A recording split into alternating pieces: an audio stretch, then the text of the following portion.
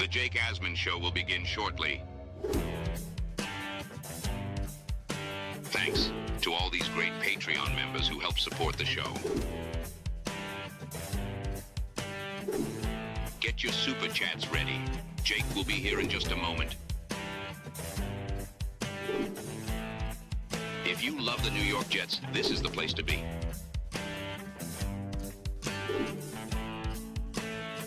And now, the Jake Asman Show.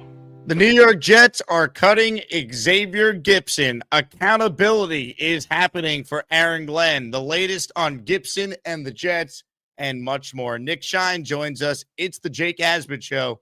Let's hit it and get it started. I'm not into moral victories. You will not be on the field with this team if you're going to cause us to lose games. The 2025 New York Jets season is officially here. Can Aaron Glenn lead the team back to the playoffs and finally deliver on the promise this roster has shown? Every step of the journey, the Jake Asman Show will have you covered, breaking down all the storylines, every game, and everything in between. Please subscribe and hit the like button below. Super Chats, baby. Cut the line. The Jake Asman Show starts right now. Ladies and gentlemen, something we have not been able to say for a long time with the New York Jets. Accountability is, in fact, happening. You get the fuck out. That is what Aaron Glenn said to Xavier Gipson. He will not be the Jets' kick returner, punt returner. He won't be on the team. He was released earlier today. Aaron Glenn will talk more about this afternoon when he speaks to the media for the first time ahead of the Bills game on Sunday. But see you later, Xavier Gipson. I'm not rooting for his failure. I'm not rooting for anyone to lose their job, but it's a, results-oriented business. Glenn preached accountability. He said his comments after the postgame or during the postgame on Sunday that if you make mistakes like that, you're not going to be on the team. And he was true to his word. And we will see you later, Xavier Gipson, a move that had to be done. And it sends a strong message to the entire organization that things are going to be different with this head coach. Ultimately, they need to win games. Ultimately, that's what Aaron Glenn and Darren Muji will be judged on.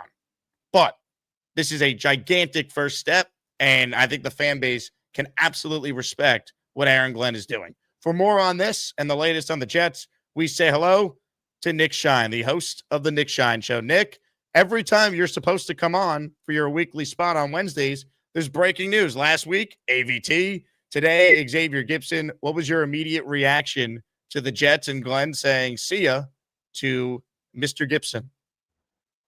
It's the right move.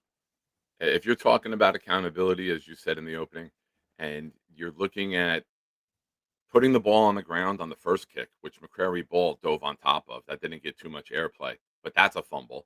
And then you have the ball in the wrong hand. Jake, I've coached football for years. If you run to the left, the ball's in your left. So your body and your off arm can push the defender away and you protect the ball. You don't ever run to the left with the ball here for that reason. That's a tutorial video for kids, what Xavier Gipson did. So it's the right move. 11 fumbles in 2 years in one game. He should have never got this opportunity. We knew this. We saw this. Listen, Glenn and Muji have made a lot of good moves. They made a lot of good decisions. Two of the ones that are in question were bringing Gipson back, and it cost you a game. I didn't even want him on the roster. I did a video on that about a month and a half ago at the start of training camp. And Tony Adams. Those are the two question marks that, all right, well, what are we doing here? And, one doesn't look good right now. So he's gone. Cost us a game, man. It really did. That cost us a game. So I love the accountability. Listen, we can't change the game. We can't change the outcome. We can't change the ball hitting the ground and then recovering it. But we can prevent it from ever happening again. And I would rather take a new mistake from somebody else than the same mistakes from him time and time again. And I think that's the message Aaron Glenn sends to the locker room. Get right or get out. You nailed it, because this was something we talked about over the summer. I didn't think Xavier Gipson earned a spot on this team. They went with him, and I think they deserve criticism for going with him when it backfires immediately and cost them a game. But to be fair, at least they're not just sitting around doing nothing. They're actually recognizing a mistake, owning it, and I think it sends the right message for the rest of the team. You can't talk the talk that Aaron Glenn has been saying publicly and then not back it up with your actions. And in my new intro that Gator made, you have the quote from Glenn talking about, hey, if you make mistakes like that, you won't be out there on the field. This was the full quote from Glenn talking about that Gipson fumble. And once again, this is a head coach that is holding his team accountable, which is what so many of us have been asking for years. The one thing to me that had to turn this game is, man, we can't have turnovers. We can't do it. We have to be a more disciplined team, right? There were some penalties that happened in that game that was true discipline issues. And again, that's something that will be addressed, because you will not be on the field with this team if you're going to cause us to lose games. You're going to cause issues like that. So we will get that addressed. True to his word. And now we'll figure out who exactly is the Jets' new punt returner, kick returner. Kene Nwanu got hurt, which kind of set the stage for Gipson to be back there anyway in the first place. But look, his fumble on Sunday was a killer mistake. Glenn said he wouldn't tolerate those type of blunders, and he makes a statement. So I have immense respect for this decision. Moving forward, if we assume that Kene is out with the injury, you got Isaiah Davis, Arian Smith, Jamal Pritchard's on the practice squad. Maybe you call him up. And the Jets did sign the other day Keelan Robinson, who's been in the league for a couple of years. He's bounced around practice squads. He was on Alabama in college. He does have some returning experience, so he's a potential name to watch there. But ultimately, we know it won't be Gipson. Now we'll see what they do on special teams for kickoffs and punts going forward. I don't care if it's me and you. I don't care. Anything's an upgrade at this point. You can't have a guy who puts the ball on the ground. He's bobbled fair catches and punts. It's whoever we go with is an upgrade, because your only job is don't cough the ball up. I don't care if you fair catch it. Remember Jeremy Curley? People went nuts over Jeremy Curley because he would fair catch all the time, but he wasn't fumbling it. I'd rather you take the fair catch if you're not comfortable returning it. Rex would put Jim Leonard back there on punch just because he knew he'd catch the ball. Yeah, that's all that matters. Don't turn the ball over. Don't let them flip the field. Don't give them a short field, because you see how bad you can get burned by it. It cost us a game. So it's the right move. It's a game too late, in my opinion. It should have been the week and a half ago when when cutdowns happen. But here we are, and it's time to move on. It's time to get better.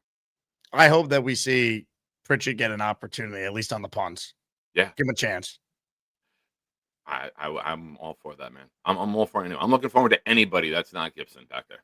And it's a shame, too, because Gipson, I mean, you talk about a Jet career getting off to a good start. No one has ever had a better start to their career as a Jet, as a UDFA in their debut in a game that the entire nation is watching, having a walk-off punt return. I was there that night. It was, a euphoric moment for about 10 minutes, and then the reality of losing Rodgers set in. But, I mean, he's a part of forever in the history of this franchise. He just didn't do enough after that. And this wasn't a one-off. I think that's what maybe a lot of people who aren't Jet fans don't understand. Oh, Glenn's really making an example out of a guy after just one mistake. There was a pattern here over a couple seasons now, and it was obvious that he was like the 53rd guy on the team to begin with. So if you make that type of mistake and you're the 53rd guy on a 53-man roster, guess what? You should lose your job. And Aaron Glenn obviously agreed with that statement. Yeah. If you're going to be, and he wasn't really used as wide receiver at all. I didn't see the play counts for how many reps he got lining up wide receiver. But if you're going to be a special teamer and you're only going to be a special teamer, you better be special. But he handled the ball like he was special needs. So you got to go, bro. It was just brutal. I wish Xavier Gipson well, but it just, his personal life, yes. Professional life, I hope you fumble the ball if we ever play you, buddy. Hit the like button if you're just tuning in. Today's giveaway, man, poor timing for this one. We're giving away an Xavier Gipson jersey. Just kidding. Breece Hall jersey is our giveaway at the end of the stream today. So gift memberships for your chance to win. King and Dreams gifted a 5-spot of channel memberships. K&D won a signed Sauce Gardner jersey last week. It finally arrived from my memorabilia dealer, K&D. So I sent it to your address yesterday. It will be there later this week. Appreciate you joining this raffle and our weekly raffle, which next week now features a signed Justin Fields jersey, Tremaine Johnson jersey, and Sauce Gardner jersey. This is for K&D. We're the freaking New York Jets, so we're built for this shit. Hit the like button, subscribe to the channel. Nick Shine with us. Marvelous gifting a membership right before the show started. He is in for one. Nick, you look at where this team is at. I mean, you were all over this yesterday. You said patiently awaiting the post from the Jets that they released Xavier Gipson. Now, the Jets themselves didn't announce this just yet, but it's out there. So you got your wish, and shout out to Elvis Ben Stiller there. Oh yeah, Starsky and Hutch, very very good movie. Yeah, man, it was time, and like I said, Glenn's about accountability. You cost us a game. You bonehead plays twice. You're not going to embarrass us again. We're not putting our name, reputation, our team, our record in your hands anymore. Goodbye.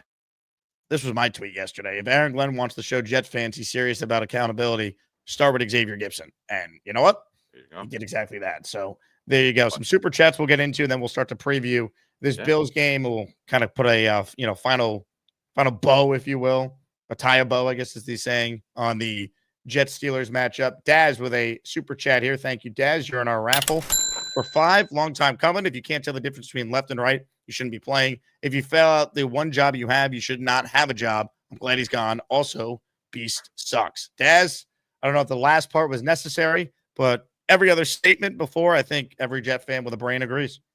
Oh, when you pay $20, you want to use as many characters as you can, right? So you just throw in maybe a couple little extra words at the end there. Daz, this is for you. Yeah,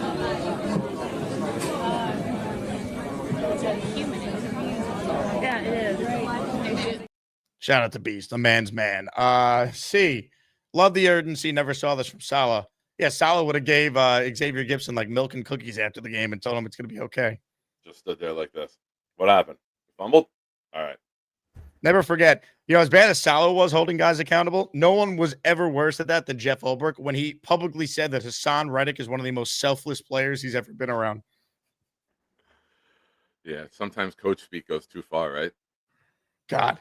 Jeff Ulbrich made Aaron Boone look like, Yeah. The You know, quarterback's right in disciplinarian. front of him. The quarterback's always right in front of him with Hassan Reddick. He was never on the ground. V-Man, a pine cone is an upgrade over Xavier Gipson. Might not be wrong. K&D says AG stood on business. Absolutely. Phantom Green and White gifted a channel membership. He's in our raffle for 1. You get the fuck out. That is what AG said to Xavier Gipson. Tom D in the house. He says Glenn might really be built for this bleep. Hey, now. We're the freaking New York Jets, so we're built for this shit. Can we get some wins now, Nick Shine? Are we built? Glenn's built for this bleep, but is he built to turn the Jets around?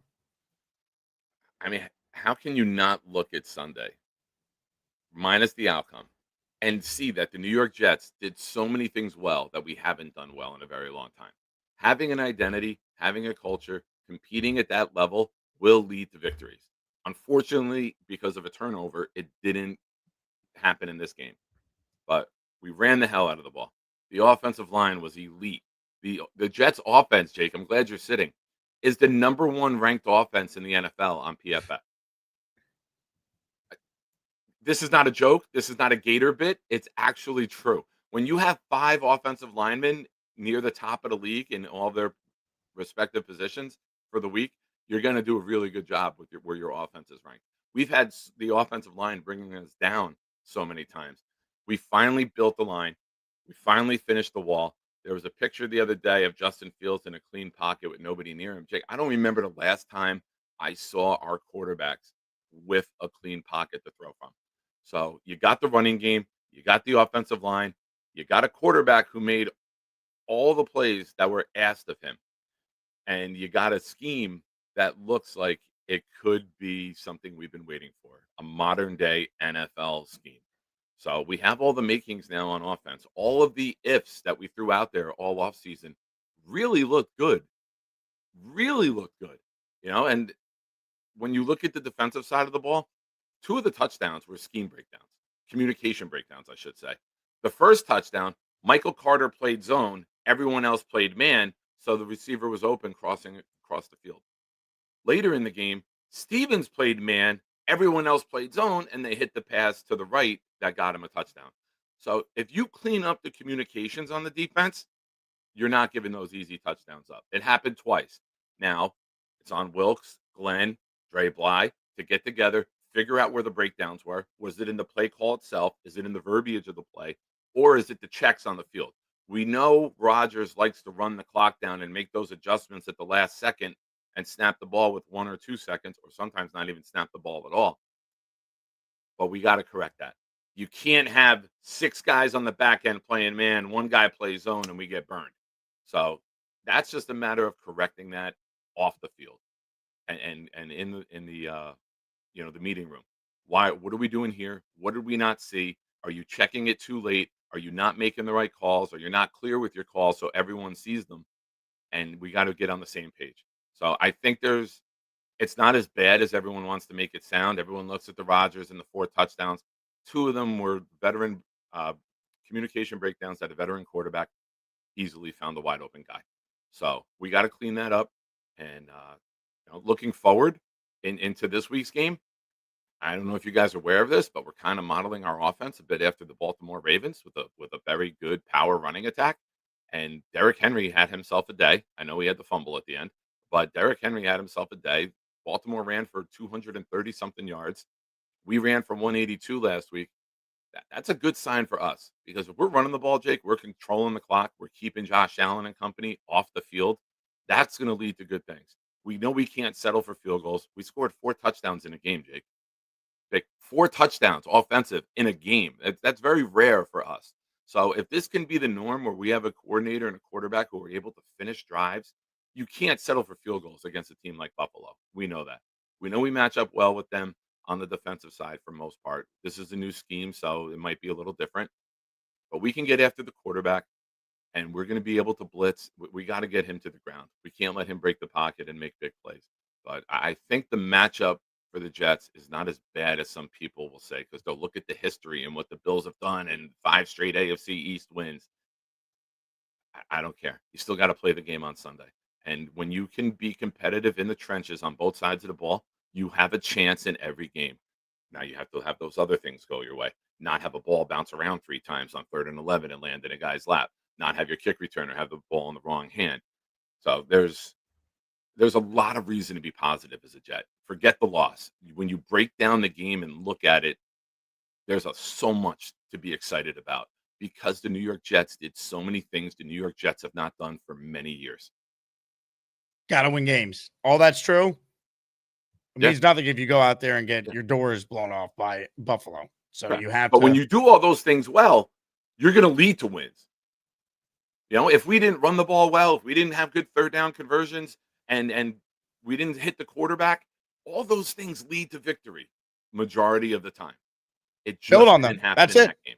For I think sure. game 1's the anomaly. It's not going to be the pattern.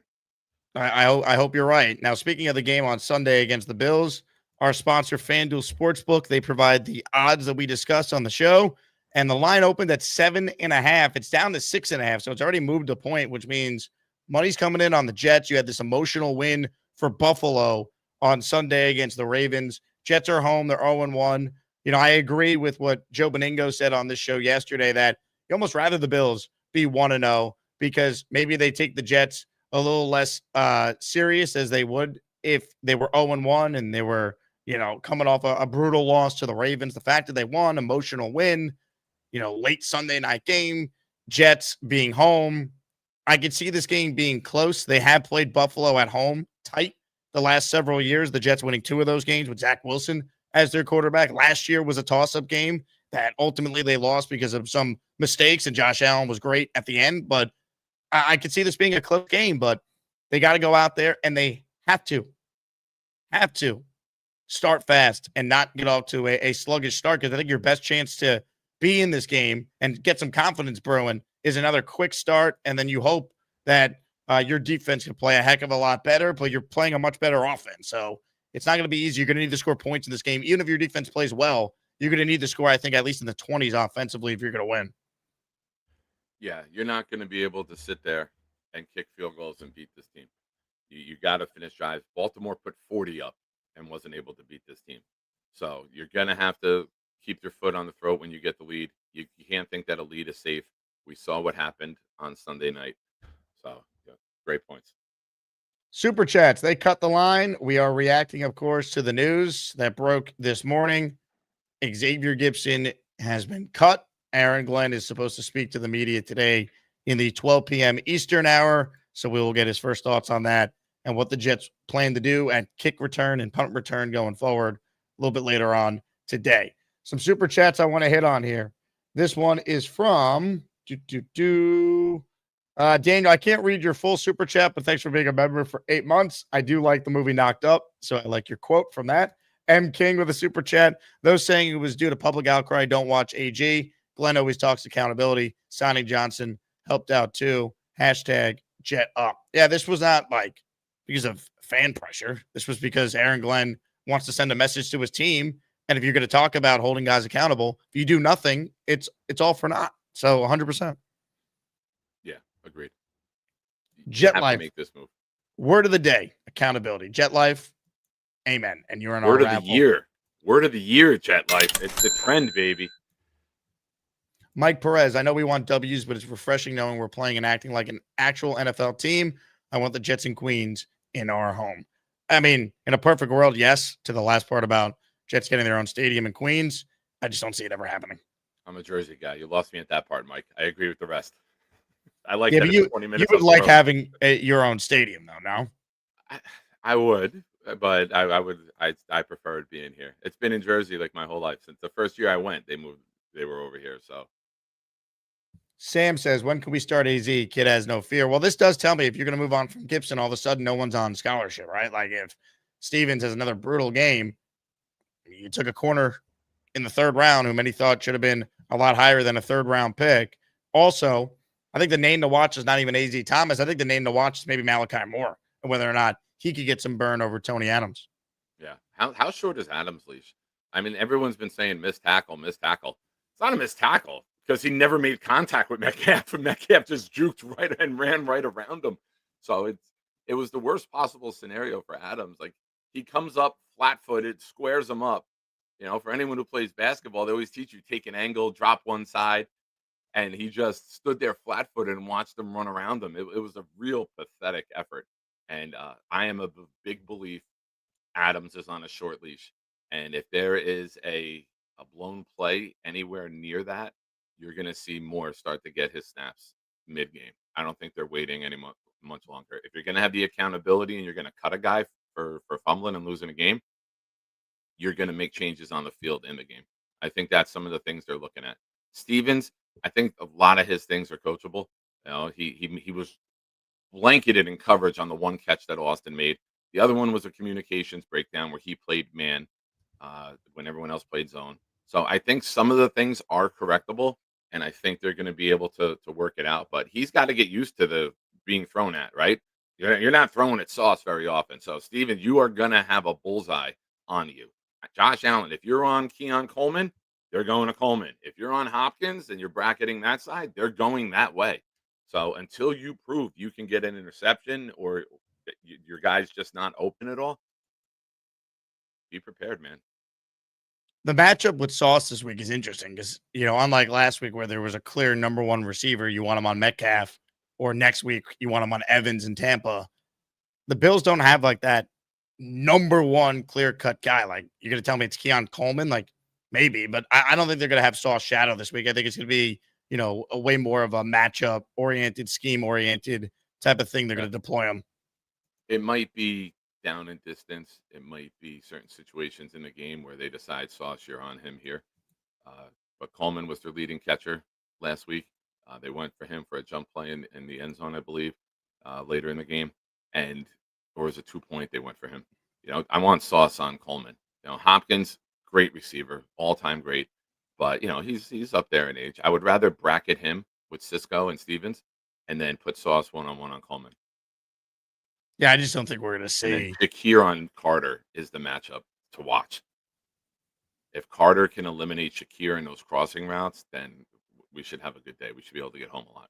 They got Palmer, they got Coleman, they got Shakir. Those are the three that, you know, you're going to be dealing with. I mean, the Bills are not built. I say Hopkins. I'm sorry.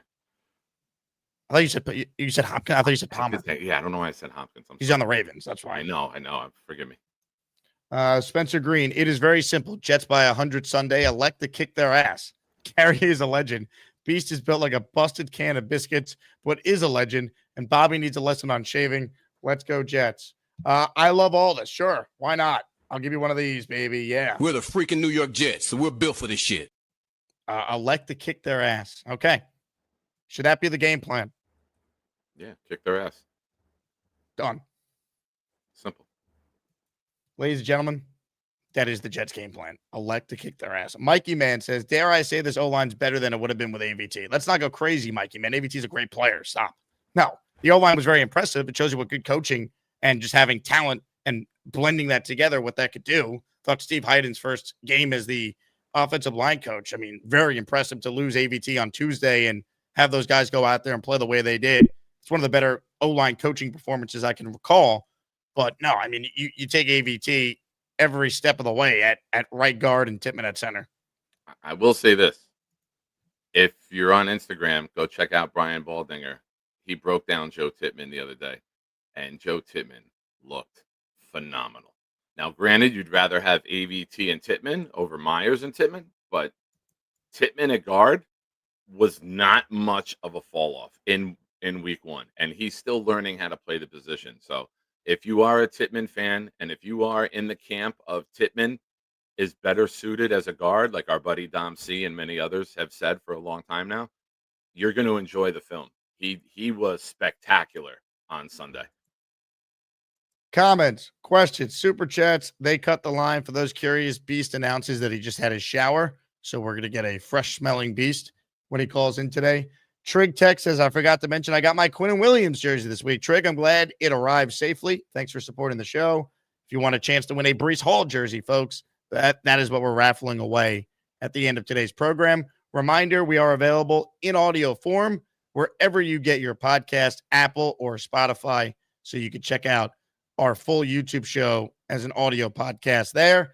We're going to get to some of your calls, and then later on in the show, we will be releasing the Asmaniac Power Rankings, the new top 10 for the month of August. Big thank you to Boom and Gator and the rest of the committee, including yourself, Nick, for being a part of that. But let's get to some of your calls right now, and let's say hello first up to a guy where you never know where exactly he's calling us from.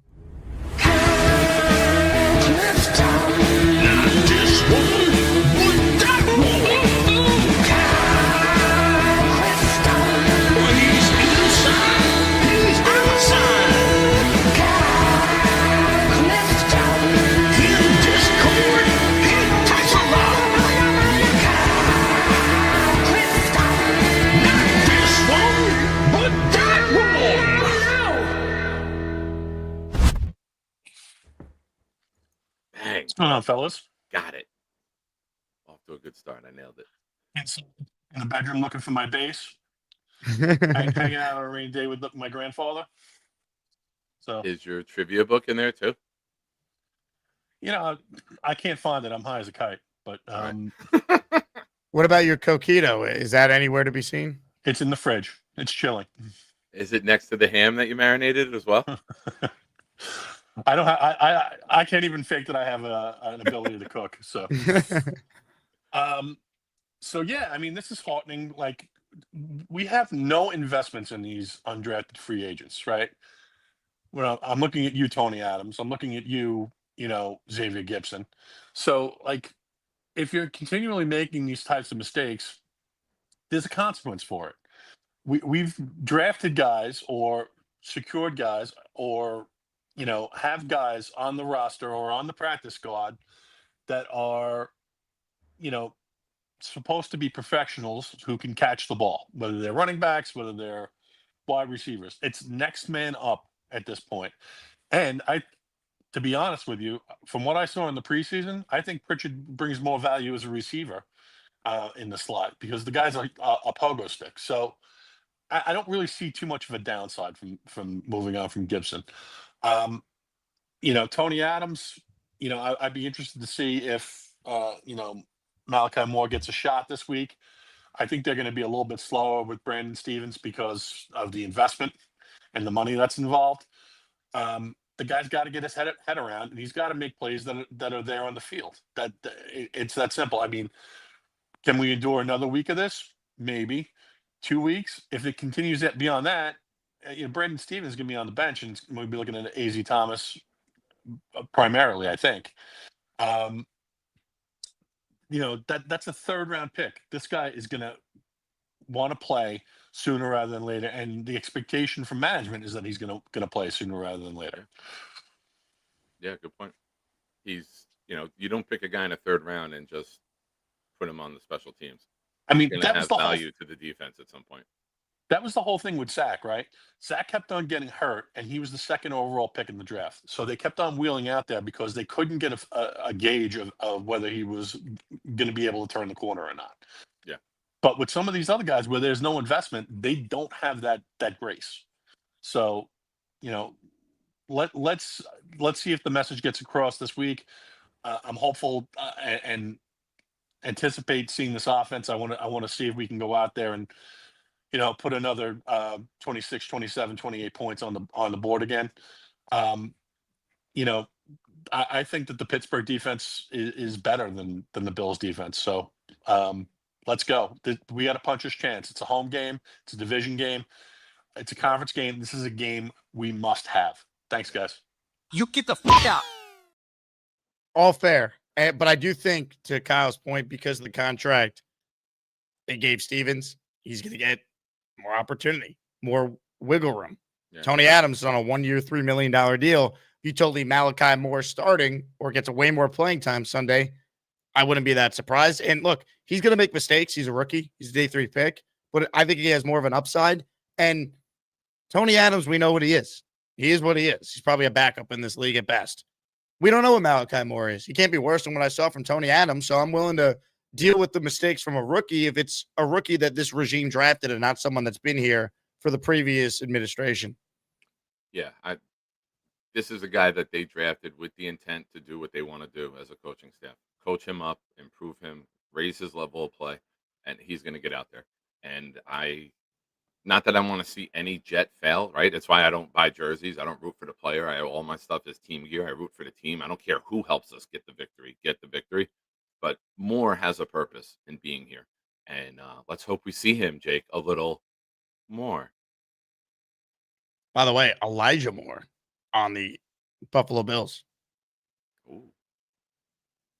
More on more. A little more. Hopefully he plays like he did when he was with the Jets. Yeah, he didn't do more. He did a lot less. Black Gypsy has gifted a membership. He's in our Brees Hall raffle at the end of the show for one. Willie Vision says, Gip let the ball go on the first return too. Careless. Yeah, and McCrary ball falling on it was a very heads-up play, and no one's talking about it because it ultimately didn't matter, but this is a problem. I mean, he had 11 fumbles in the last couple of years? Like, it wasn't just a one-off. Yeah, and it's good riddance, Jake. Good riddance, man. I mentioned Elijah Moore. He actually is on the line right now. He's our next caller. What's up, Elijah? Yo, what's going on, Jake? How are you, Elijah? I'm still recovering 72 hours later. It was a tough loss, bro. It really was. Like, I don't know, it's hard to wrap your head around how we lost that game, but we did get a lot of good tape out of it. We saw some things. Fields looks like the quarterback of the future. Aaron Glenn, the coaching staff, they all did their part. They look confident and confident. So it's just I'm trying to cope, vent out some frustration. Yeah, I mean, there's so much more good than bad from this game, yet they lost. So it's a very unique set of circumstances, man. Like when the Jets lose, they don't typically lose, and it's and it has nothing to do with their offense. Like that's extremely rare in this franchise's history. I was telling my buddies, like, that might have been the greatest Jets loss of my lifetime. Like, it really was. Like, got to take some good out of it. Like, but I'm interested in what you think. All right, Elijah. That's so sad for us as Jets fans that we have to rank a good loss. We have so many losses. We got to rank our losses. That might have been the greatest one, though. But it hurt more. Like, I don't know. It was fuck it. But who do you think's the next kick return, punt return? Because I seen Arian Smith out there. He got a chance. He almost broke one off. He's probably the fastest player on the team. Like, is it gonna be Pritchard? Isaiah Davis. I heard on the air. Like, who do you think it'd be? I think it's gonna be Pritchard on punts and Arian Smith on kicks. Yeah, that's what I was hoping. Surprised if they use Davis at all because Nwangu's out. Nwangu's your fourth running back.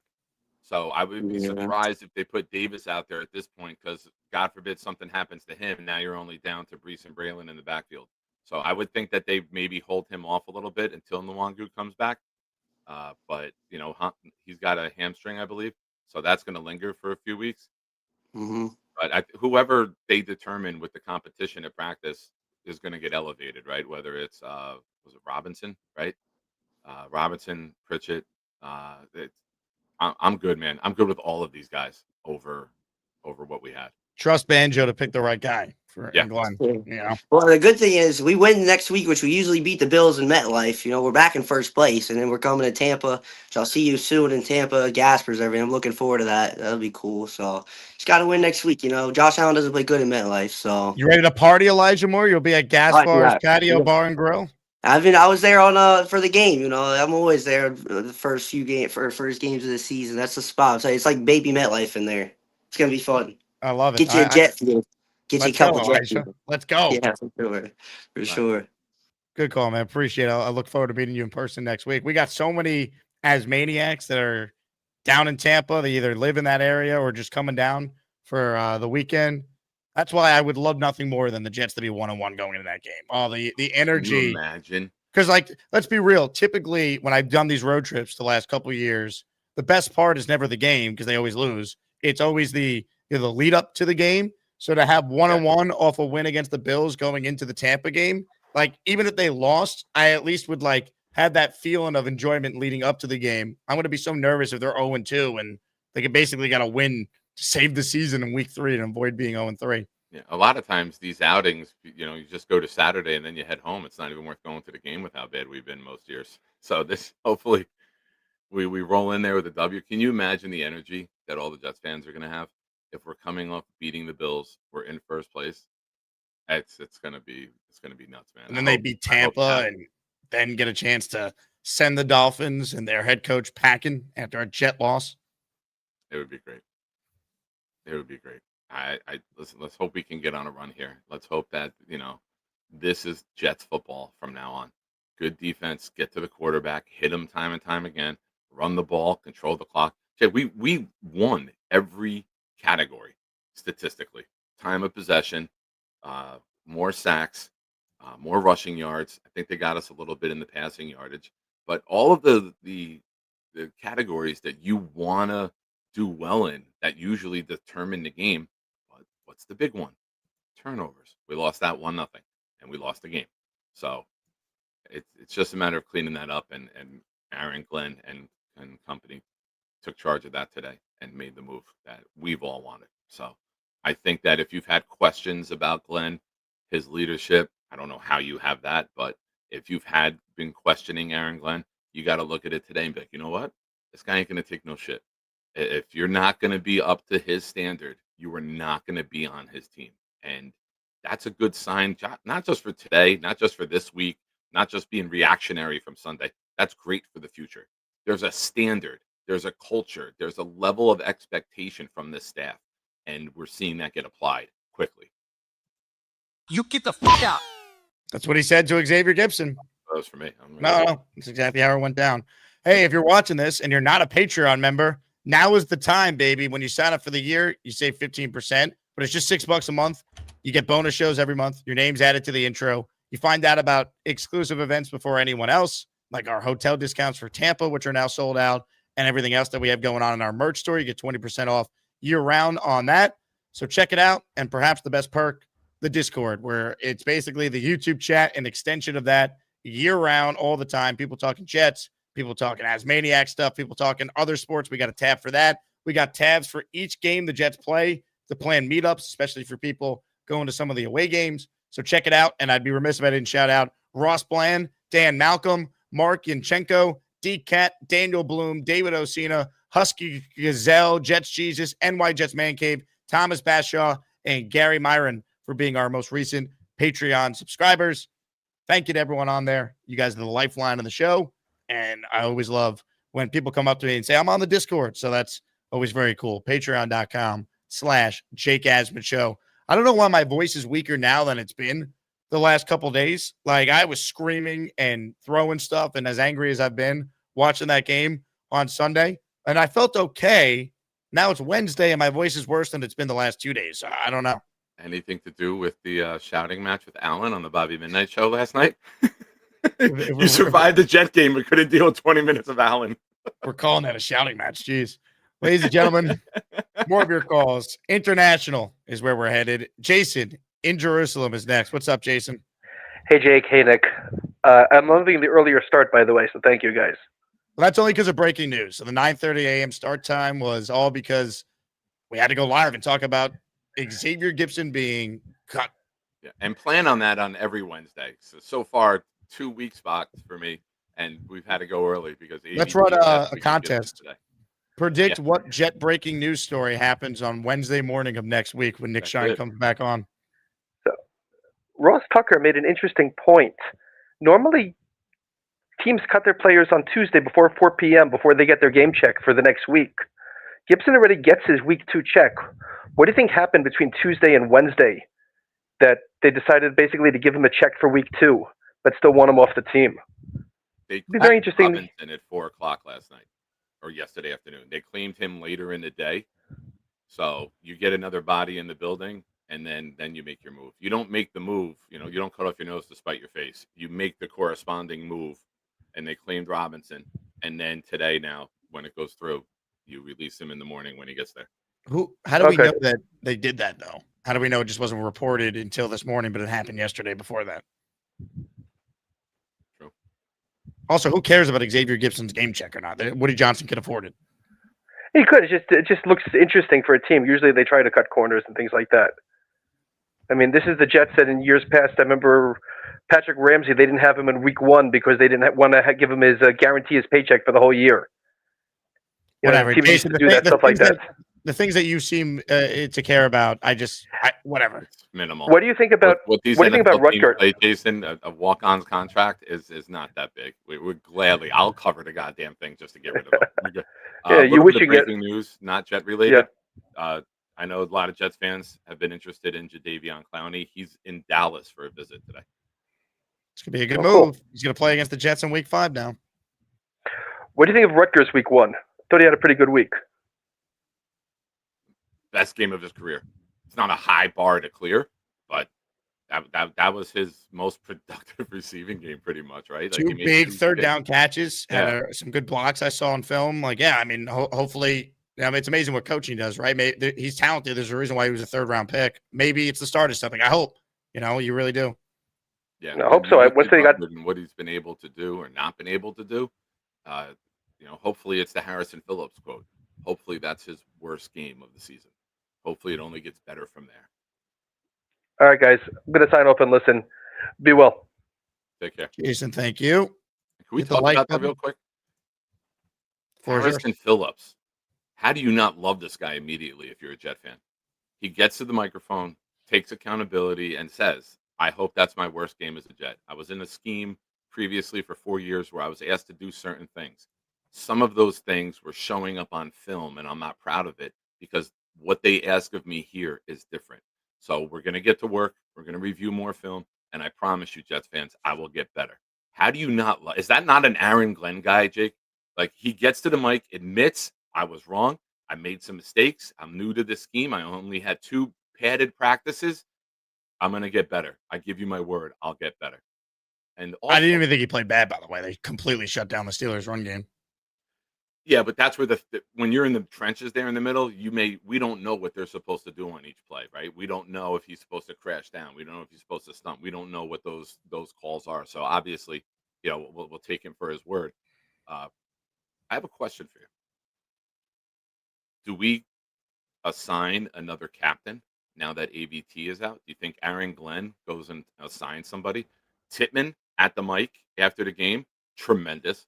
Sauce at the mic, taking accountability for the defense, tremendous. For me, it's one of those 2 guys. If you want to replace an offensive lineman, I think you go with Tittman, and or if you want to add another one overall because you have Fields and you have Wilson on the offensive side. I think it might be Simpson over Tittman because he's been in the league longer.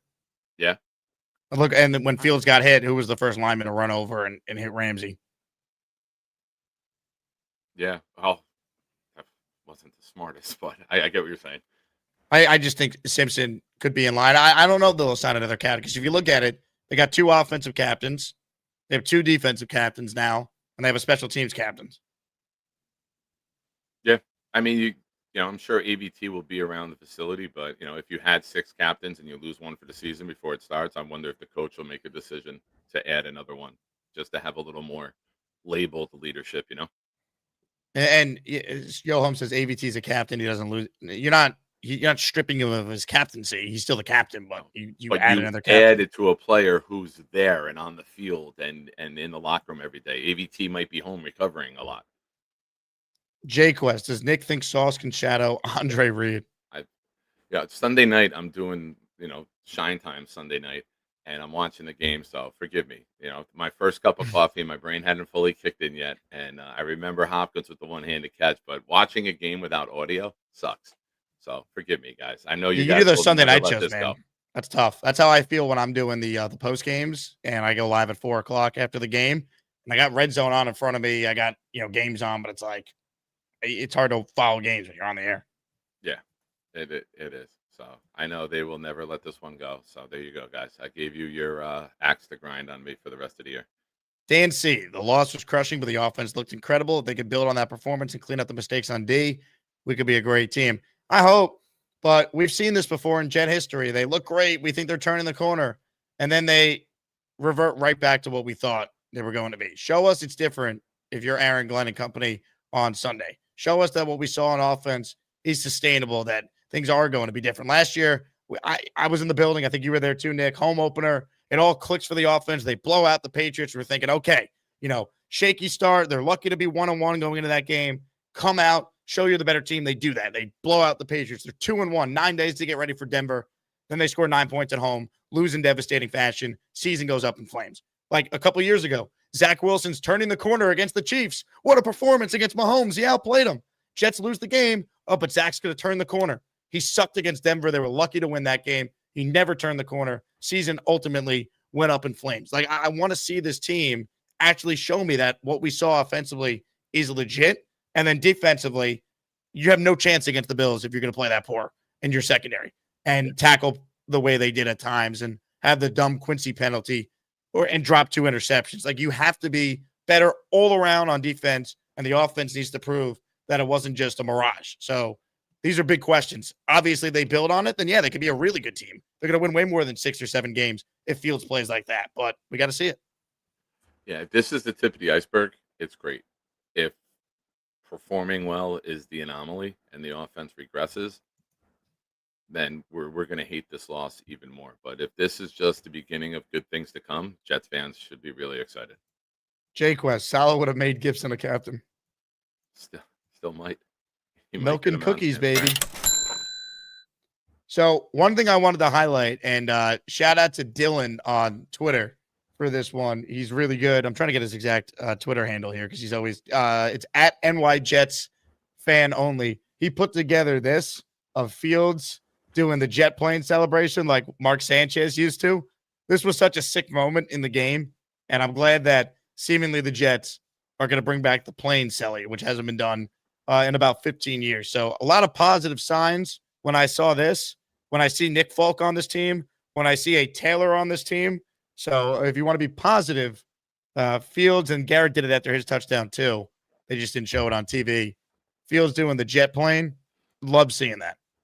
Yeah, I remember Chad Pennington coming out and he would do it. And Chad Pennington with the whitest entrance ever. He had no rhythm or coordination, but he would jump around and bounce and then he would do it. And it was quite comical, but you love this passion.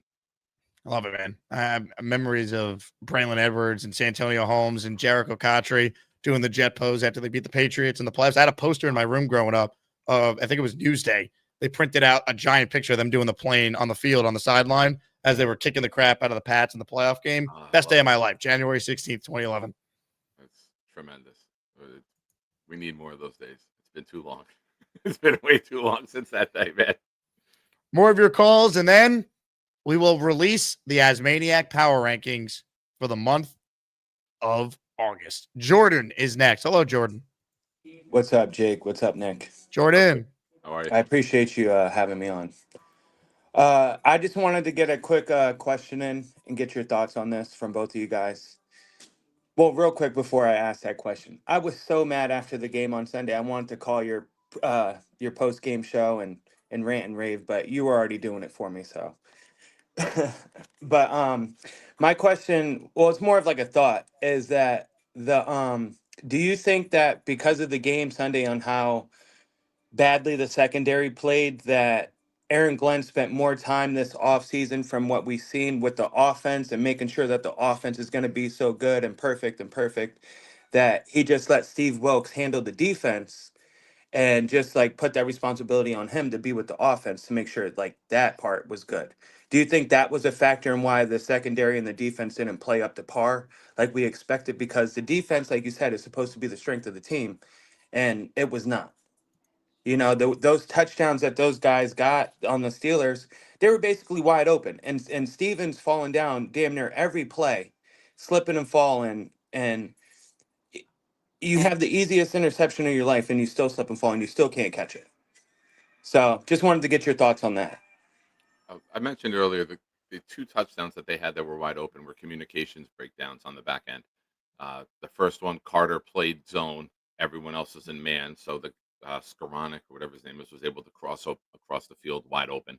And then later in the game, everyone played zone. Stevens played man, came in with the slant, and they swung one out, and they were able to get in there. So I just think that those are easily correctable things. And it's not like guys are getting beat or dogged. It was just a breakdown.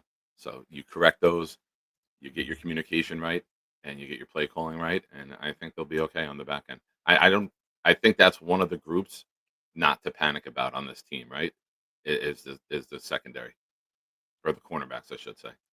K-Jack gifting 5 channel memberships. He joins our weekly raffle, where next week on the show, next Tuesday, we'll give away a signed Justin Fields jersey, a signed Jermaine Johnson jersey, and a signed Sauce Gardner jersey. K-Jack, you also have a chance to win a Breece Hall jersey in the color of your choice, the color of your choosing, at the end of the show. This is for you. Hello? You play to win the game.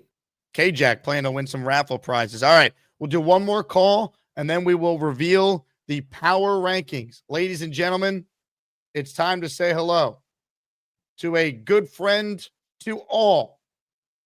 Hope you enjoy the landing.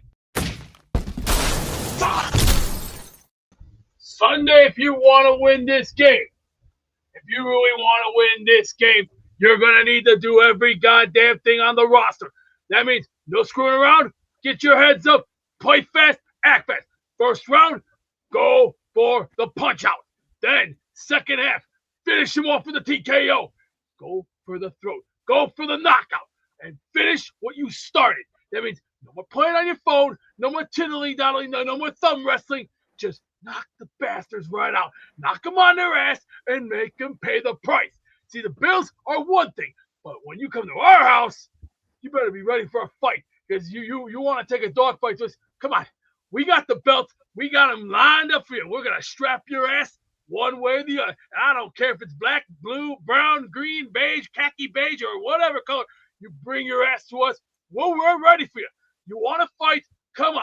Let's see what you're made of. But hey, Beast, show us what the Jets defensive line needs to do to Josh Allen. But you got to move that mic that's not even plugged in and serves no purpose first. Oh, well, I'm also counting out change there because I'm also playing. I'm taking some And change. Beast, Also, can put you a just light let on. everybody know that the hat you have on is Make Amazing Gabagool again? Some people are thinking it's political. It's about Gabagool, everybody. Calm down. Josh Allen, here's a prime example. He looks like he's gonna crap himself because basically he forgot to check himself, or he bothered to even take his vitamins. Well, Sonny boy, get ready. 1, 2, 3. That's example 1. The camera Another shifted. example, He's another 15 example, he feet comes away and the away, camera shut. later, back body dropped. That might be a And last penalty, time though. The Jets are going to be flagged. Well, hey, if he runs and you gotta duck down, you duck. You gotta duck down. That's why you gotta do it like this. 1, 2, and.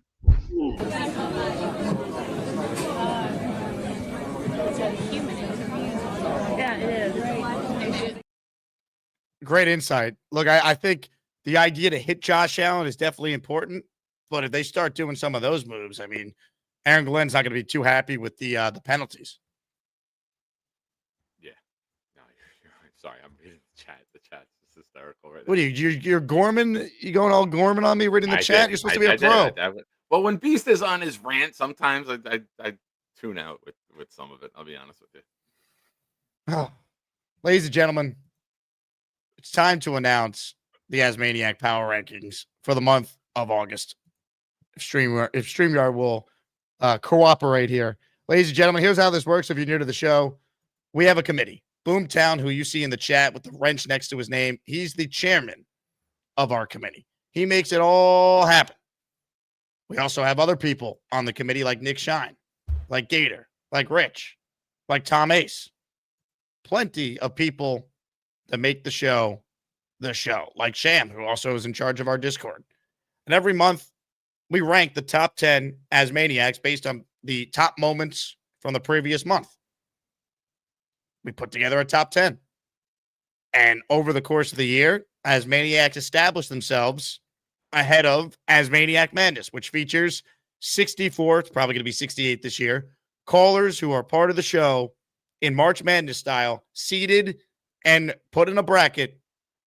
And the chat votes each day in that month who should advance to the next round. And Mr. Bonesy was our first ever champion. So we are now into the month of September, which means August has wrapped up.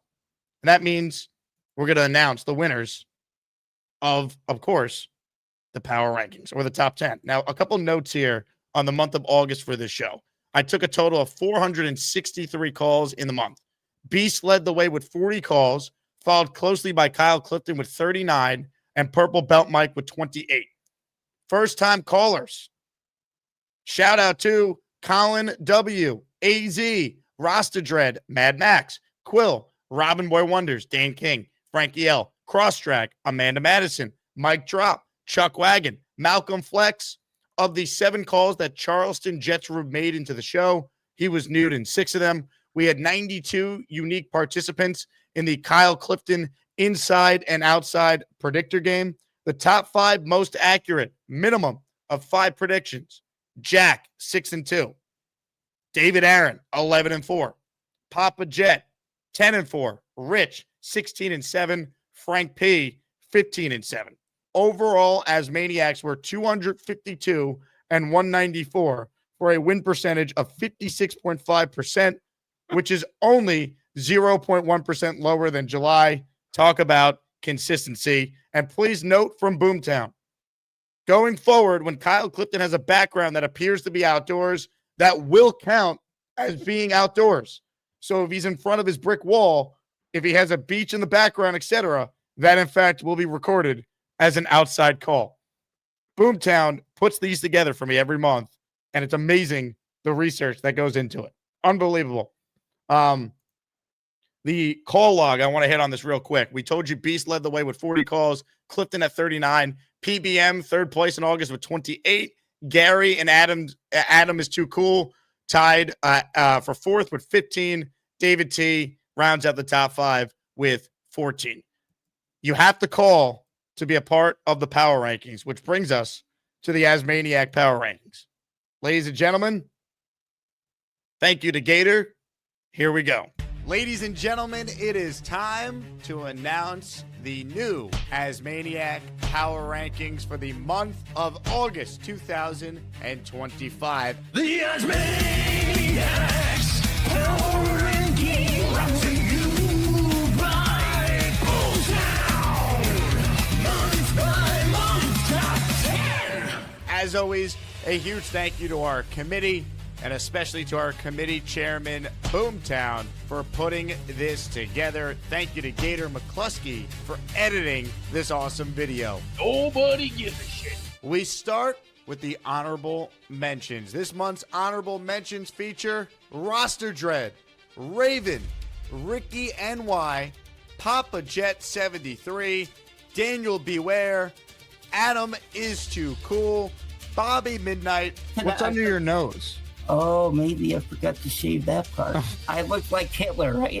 Oh, it's the beginning of the Little French Tickler. Dude, what is wrong with you? That's Call back after you shave. I look like I get creamed in the face. It's a family show. Damn it, Bob. Josh Woolever and David T. Those are your honorable mentions for August 2025. Here we go. Now to your top 10. At number 10, Lane Kerner. One of the most beloved Asmaniacs had one of the most difficult months of his life when he had to deal with the passing of his father. The community certainly felt his pain, but they rallied around Lane to support him and his family and help raise a large amount of money to help cover some of the costs for the family. While nothing can replace Lane's incredible father, Asmaniacs have let him know that they will always be there for him. Even in his darkest times, he still wanted to know what Jake thought about the Jets and reminded him of the special item he's still waiting to have mailed to him. You know what Carl used to do? The Guinness. Lane will forever remain goated in the Asmaniac community, and as he continues to heal, we will always be ready to turn up the volume when the Lane train rolls in. I got some news to tell you. My dad died. Oh my God. Think of it this way. Did he go to your graduation? Did he do everything for you? Yeah. That's the first step to immortality. Just think of it this way. He did something for you, now do something back. Yeah. At least grow a future and do what you need to do. Stay on the right path and you'll get somewhere. Number 9, Jay Quest. After being named the winner of the biggest pot stirrer award, Jay Quest stepped up and tried his hand at generating controversy in the content creator community. A content creator was sitting near me, and a kid came up to him and said, "Hey, man, are you yada yada?" And all the guy said was, "Here's a sticker." Dude, get a little personality, man. Tell, hey, thanks for watching the show, man. I appreciate it. Name names. I need to know who this was. This is... After calling in and calling out Richie for giving out stickers to fans, but ignoring one young fan, Asmaniacs were concerned this seemed way out of character for him. Richie Stickers. Kiddies love my stickers. Jets media subscribers begging for my stickers. Here's my kick-ass sticker. Now leave me the hell alone, bitches. Peter, I'm serious with this. I'm becoming the sticker guy. Richie Stickers. We got a banger sent over from Gator. Richie Stickers. I didn't know it was becoming a thing, though. Richie Stickers. I am strapped up with stickers, and if anybody comes up to me, you get a sticker. Richie Stickers. Yeah, of course, man. I have a sticker. Does anybody watching this have a sticker that I gave them in person? I mean, I don't know where this accusation's coming from. One kid came up to me to show me his phone. I gave him a sticker. Stickergate was in full swing until Richie and Jay Quest appeared on screen together to hash things out. Oh, what up, Jay Quest? Yo, Jake is a fucking pot stirrer, bro. I wasn't saying you were like mean, but it was like I thought the kid was so hyped to see you. Like his smile on his face was so excited. We said, "Here's a sticker," and I felt like the kid was like, I don't know. I felt like he wanted to dab you off or wanted a picture. It's not a big deal, and I felt like he was like a little let down. That's all. Jake's a pot stirrer. You know how he is. Blowing out of proportion, bro. The chat's going crazy with the stickers. I think it's fucking hysterical. In that instant, Jay Quest became a medical marvel. For a man to backpedal so hard and that quickly, all while keeping his hamstrings fully intact. That kid was acting like he saw a porn star when he saw you. He was so excited. Dude, you're fine, dude. The chat took over. You know how these fucking chats are. They go crazy. It truly wasn't explainable by modern science, but after the dust settled, the controversy was squashed and Jay Quest helped solidify his name as the greatest pot stirrer the Jake Asman Show has ever seen. Who cares? Oh, that was great. That was perfect. Nobody gives a shit. Ladies and gentlemen, we are in the middle of releasing the Asmaniac Power Rankings for the month of August. Jay Quest, your hamstrings must be hurting from that back pedal.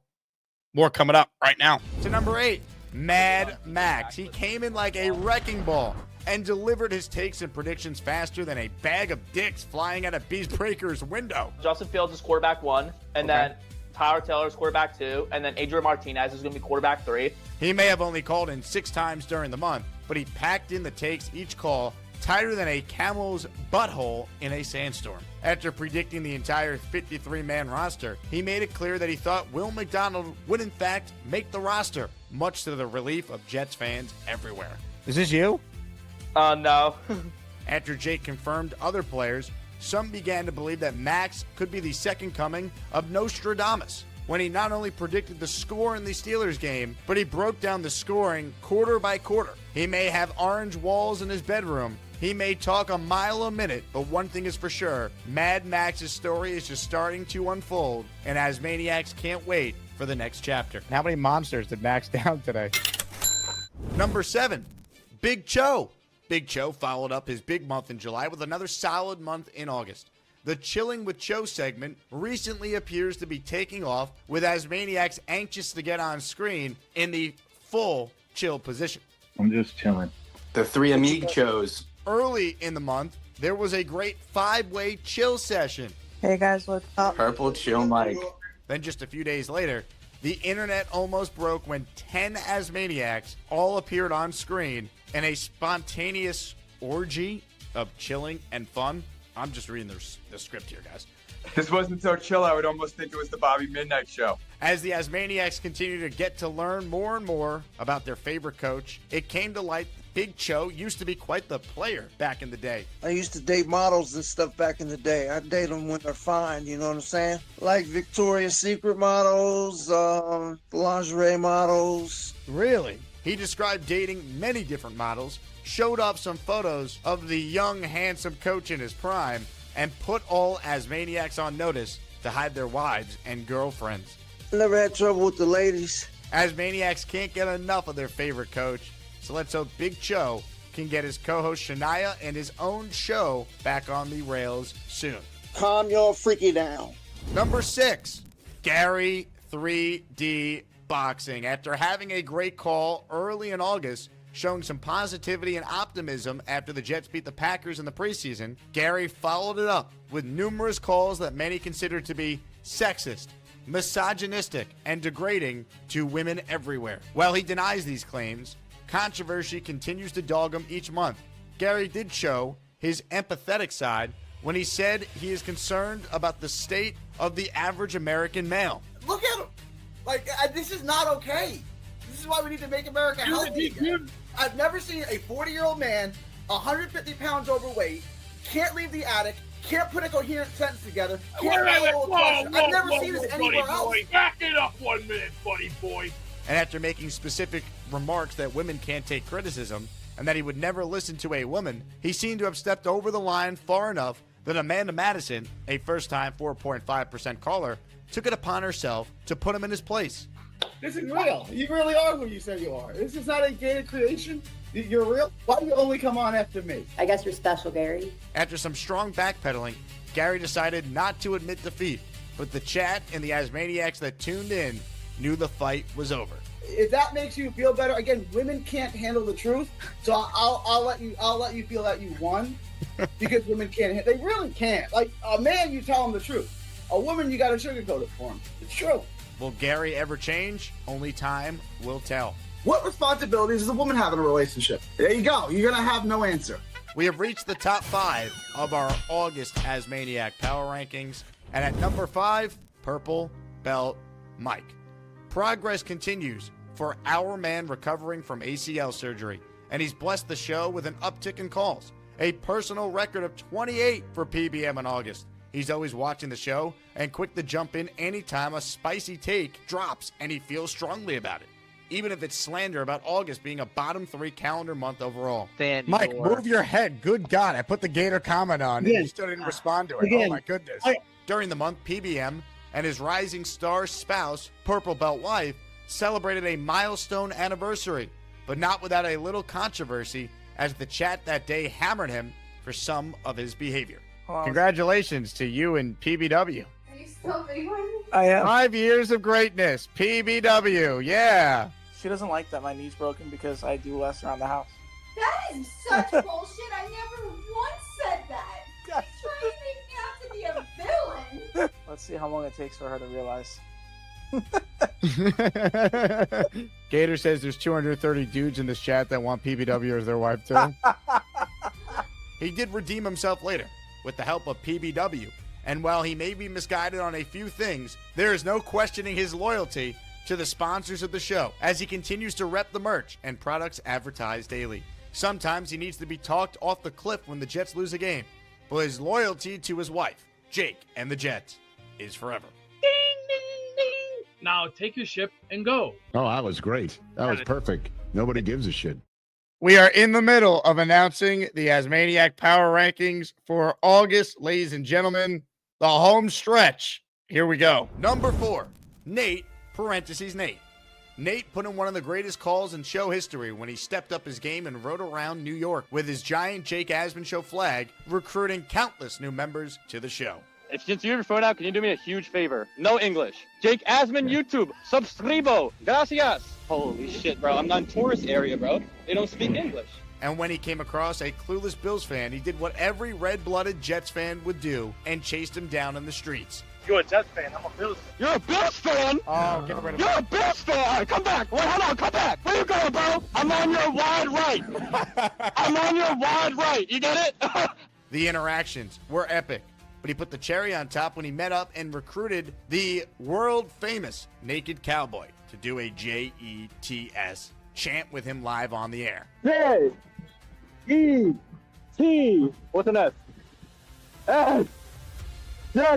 Jet. Over his 8 calls to the show in August, he stepped off the bike a couple times and called from home to change things up, delivering excellent breakdowns on the Jets roster. Nate proved he is a force on and off the bike and continues to roll along as a favorite in the community. Jake, good morning. Oh, buddy. Did you see it? Did you fucking see that guy? Oh, my God. At number 3, The Dream.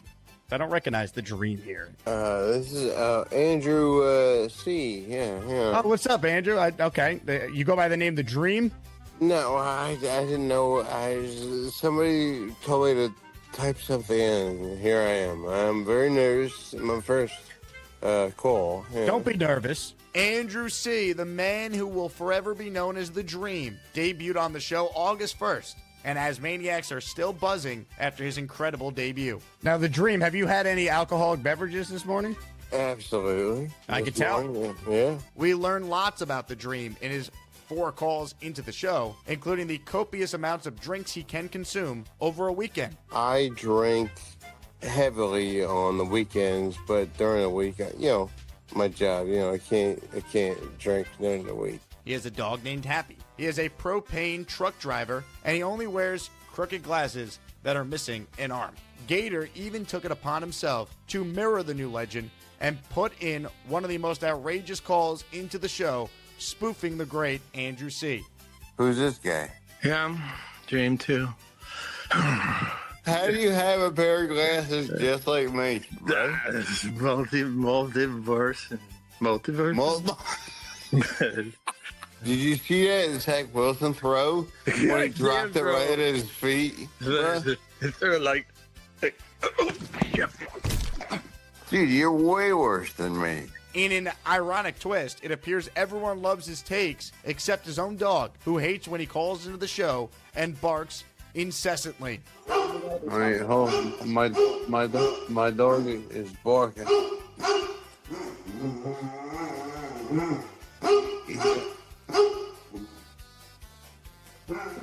With this incredible month behind him, there's no telling how far down the rabbit hole The Dream will take us. But we're here for it and ready to go on a wild weekend, alcohol-fueled journey with him. Justin Fields and Garrett Wilson are making the team. Oh, that was great. That was perfect. Nobody gives a shit. Ladies and gentlemen, this is incredible. What a month of August. But we have saved the best for last. And once again, everyone in the chat, give love to Boomtown for putting this together. The script that I'm reading, it's all him. And Gator for these edits and taking all the footage from last month and bringing it to life. But ladies and gentlemen, who's the top Asmaniac in the month of August? Let's find out right now. We have reached the top 2. And at number 2, Kyle Clifton. One has to wonder if Jake ever gets tired of saying, "Great call, Kyle," at the end of every call from this incredible Asmaniac. Mr. Clifton always has an opinion on the day's news and usually adds his own spin on the topic. We can't have nice things as Jet fans. We signed Neil O'Donnell. It didn't work out. We traded for Brett Favre. We traded for Rodgers. They both got hurt. We haven't been able to draft a guy since Pennington that was halfway decent, and even he got hurt. Kyle may get disrespected on other shows, but never here.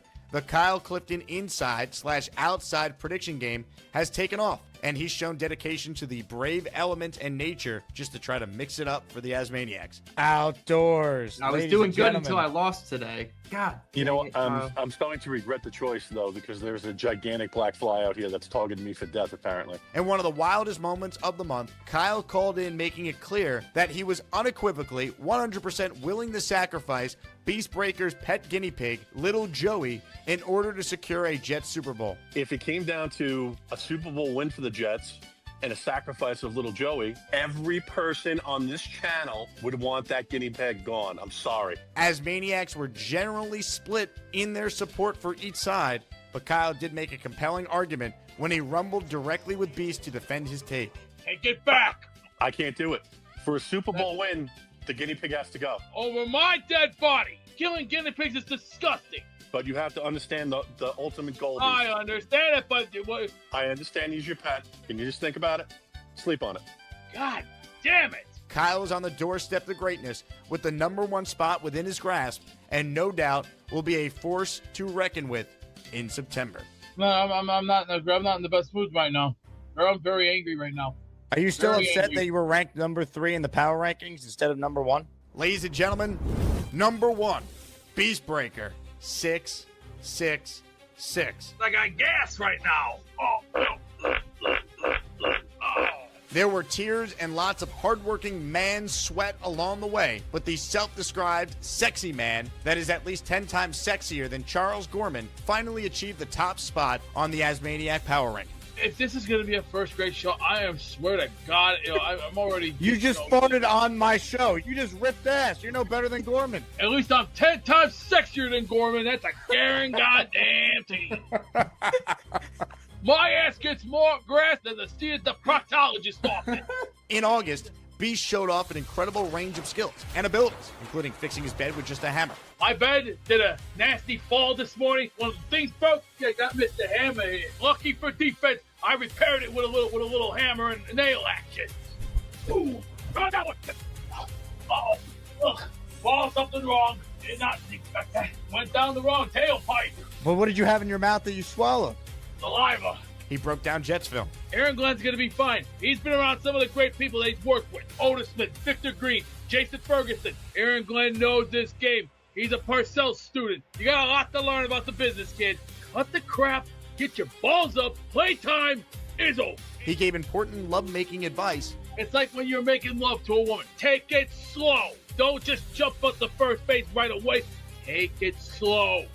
It's called due process. And he listed his many achievements across sports, including football, basketball, baseball, field hockey, mini golf. Like you played those sports? Music. I've listened to music. I've mini golfed. I played field hockey. I don't actually, maybe not, but like I don't quite understand. You could kiss my big ass. Woo! In a wild twist, he let the Asmaniacs know that he's interested in pursuing a future in politics when he expressed interest in running for governor of New York City. If you run for New York governor, you have to move to New York. So when are you moving to New York? Hey, when that time comes and they need the master, I know how to turn up the gas. He already chose an excellent running mate in the big fella. And clearly he's already politically savvy enough to ignore and never answer any questions asked of him directly. Is this you speaking to Congress, by the way? Wrong. Beast wasn't able to avoid controversy, however, as he can't seem to shake the rumors that he does, in fact, have a history of wizardry when he showed off his wizard spray. This is wizard spray. Good stuff. A wizard straight from Hogwarts. You want Hogwarts? Yeah, down here. It's a company. Wizard and magical fart blasting. Wizard spray, that's not something that you get at Hogwarts, is it? This is what you use when you're sitting in the bathroom when you're taking a you-know-what. Is that what they do at Hogwarts? This is why I want to form a dangerous alliance, because playtime's over. I gotta go take me a nice big hairy dump. And a brand new magic wand that was sent to his attic. Big fella says, Beast, get your wand, bro. It goes with the wizard spray. Seems like abracadabra. You better get your act together and get your head out of your big ass.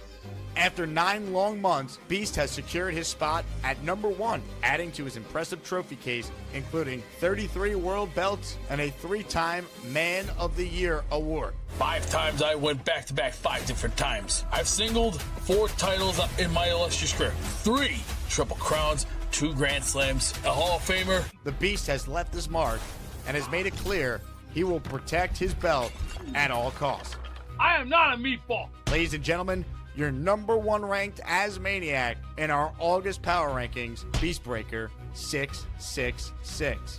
Thank you to Boomtown, Gator McCluskey, and the rest of the committee for making our monthly Power Rankings possible. Good luck to all in the month of September, and let the Jet season begin, baby. Jets, Jets, Jets, Jets. Oh, that was great. That was perfect. Nobody gives a shit. What a moment in time. Beast, congratulations. You came in number 1 for the month of August. We're not done yet. I expect our boys to win games.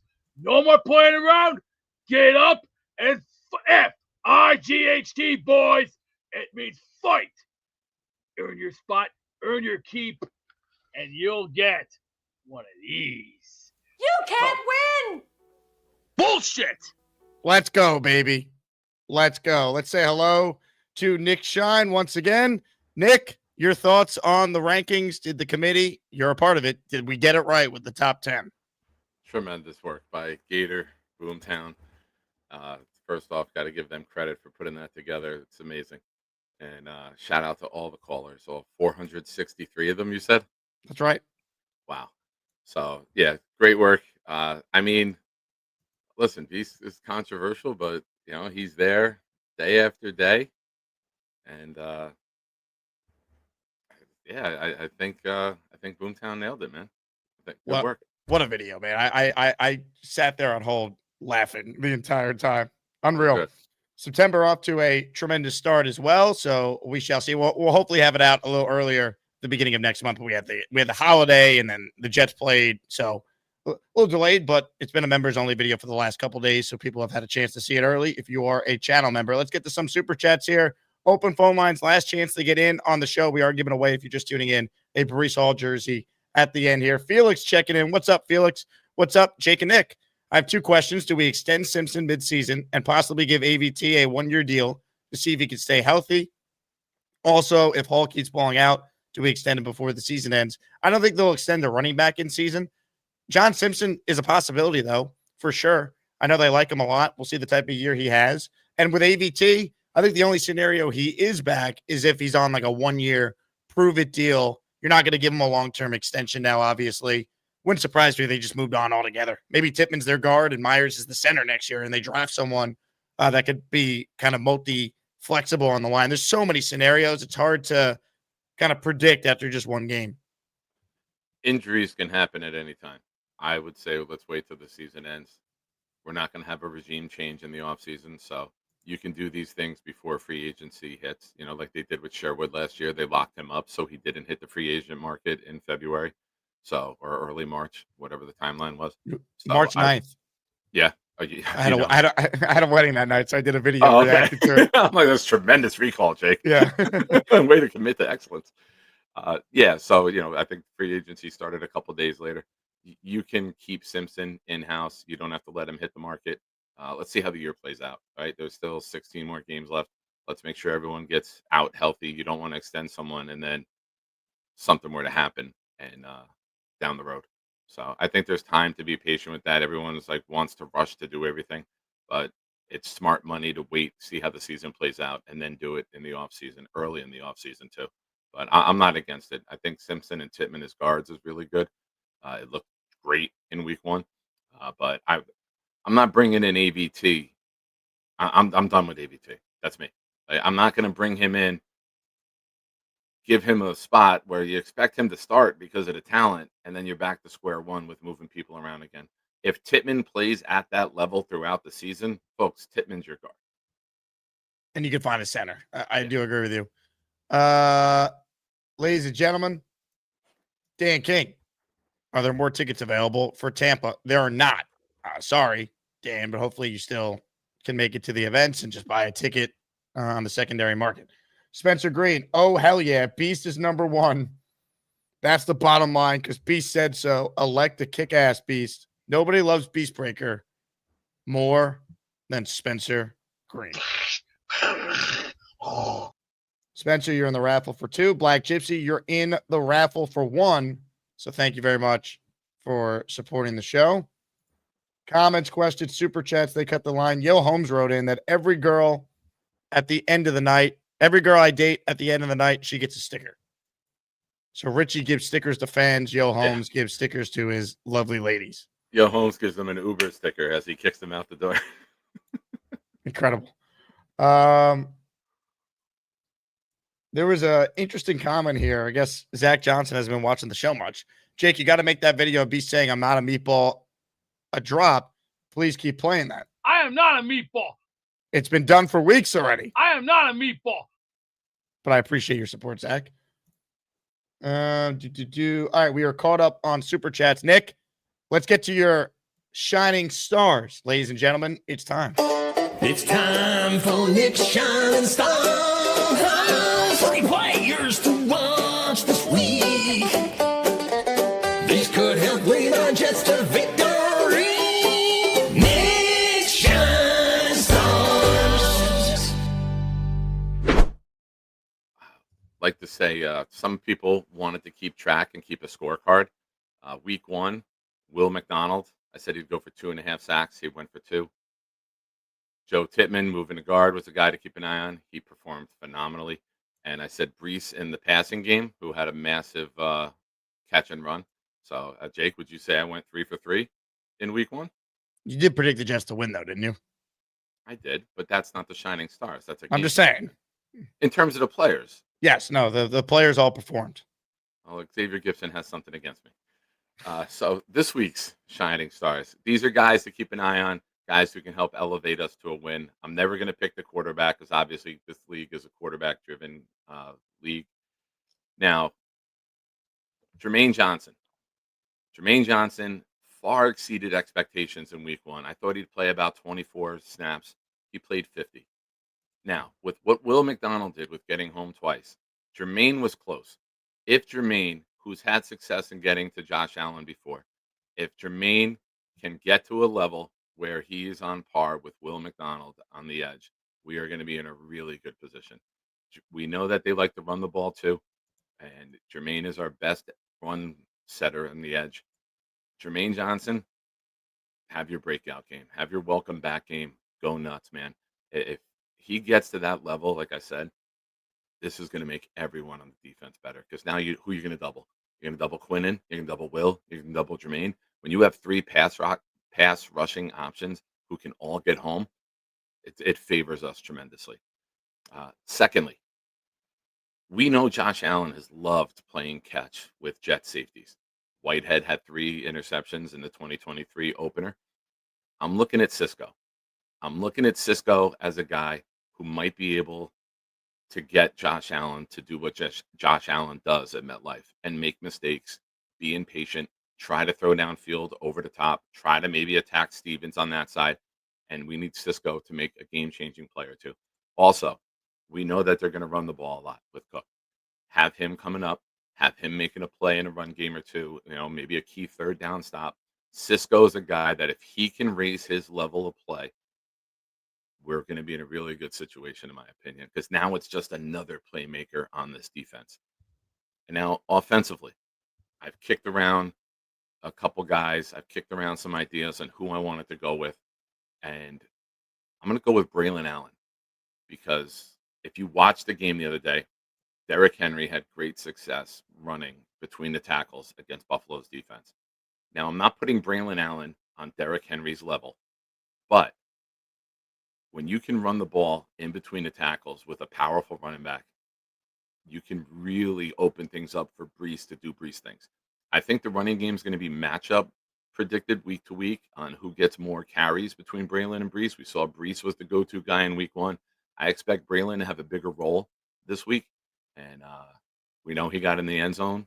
He was our first touchdown last week, and I look at Braylon Allen as the guy who can just really hammer the ball in between the tackles and take the pressure off of everyone else and get the RPO going and get Fields out in the open. We get that play going, it's going to open up so many other things for this offense to do.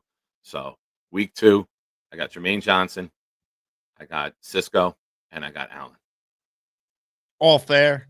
I feel like the safety play in general, you could have picked any safety, and I'd be totally fine with that. Allen's an interesting one just because I think Brees is capable of having another big game. Like that looked like the Brees saw of a couple of years ago that was one of the best running backs in the league that we saw. So I like it. Hopefully those guys perform and the Jets get a win. I did see an interesting comment from Nate in the chat that the rivalry uniforms, the Jets officially put them on sale for fans to purchase them. Nate wrote in the new Gotham City football hats are the ugliest gear we have ever released. So I went and looked for myself. He's right. If you buy this hat, I question everything about you. This is the ugliest quote unquote Jets hat I have ever seen. And we've had a lot to choose from throughout the years. Some of the draft caps have been hideous. I think they get too cute with it, but that to me is as bad as buying the blue and gold retro jerseys. The Titans uniforms? Yeah, they were disgusting. It was embarrassing that people were spending money on those. The merch on here is brutal. Yikes. I sent you a picture of it. I sent you a picture of several items. I sent it to the Gator and you and Gator's text. The Jets released a photo of several items. I'm going through the website right now. You see this on the screen? Look at this. Yeah. Most of it is just heinous. The shirt, I guess, is like Gotham City football. It's all right, I guess. These the are one okay. on the left. It looks like a rain jacket there. Yeah, these are gross. If you're spending money on this, God bless. I mean, the shirt looks ridiculous. They don't look like the Jets. I have no interest in this. This hat is even uglier too. The women's era, new era, Gotham green one. This one, it's not Jet colors. Like you're not wearing Jets gear. Like it's dumb. Yeah, I don't get it. The font is stupid too. Yeah, it is. And most kids nowadays, they don't even teach script in or cursive in school anymore. So they won't even be able to read these. How much do they charge for a men's? Wow. $139. Crazy. Yeah, these are gross. I'm good. That game, I don't even want to go to the game now because I don't even want to see that uniform. Hey, if you want to spend money on merch, do it at jakeasman.com. Yeah. /shop. Come on. Yeah. Better colors. They actually match the team and what we're about. Yeah. Is it true that it's Charles Gorman's birthday today, by the way, Nick? I believe so. Big Is things today, man. Is that the rumor on the street? I believe the 10th is his birthday. Interesting. I'm wondering why Gorman hasn't called in. Spencer Green, by the way, says please use his super chat to send this hat to Beast. What hat? The hat on the screen? Did I miss something about a hat? I don't know. Spencer, please clarify, but you are on the raffle for 2. Well, since it is Charles Gorman's birthday, what I'm going to do right now is I'm just going to try and manifest him being on the show. All right, I'm going to play his intro, and I'm going to hope it's going to be like the bat signal to like him calling in. All right, let's try it. All right. Hey, Charles! You'll never get my chicken soup recipe. Hey, Charles! I'm not saying that Glowski takes steroids. Hey, please, some of it. Hey, Charles! Who is that lovely lady? Sing it this way, Charles! Hello, It everybody. worked. I did call in to your show, Jake, so I'll just let you know that. Happy birthday, Charles. Jake, he did call in. He wanted to let you know he did call in. Thank you. I'm aware that you called in, Update Charles. your daily planner. Happy Thank birthday, you, Chuck. everybody. Thank you, everybody, for the birthday wishes. How old are you? 31, actually. 31. Wow. You 31 never year old forget your virgin. 31. Yeah, 31. Your 31st birthday. Yeah. Thank you for allowing me to call in, Jake. I appreciate that. And I I just woke up a few minutes ago. I was sleeping pretty well. And I just learned that Jets cut Xavier Gipson. Good. He stinks. He's not very good. Happy birthday from the Jets, Charles. Gibson's gone. Yes.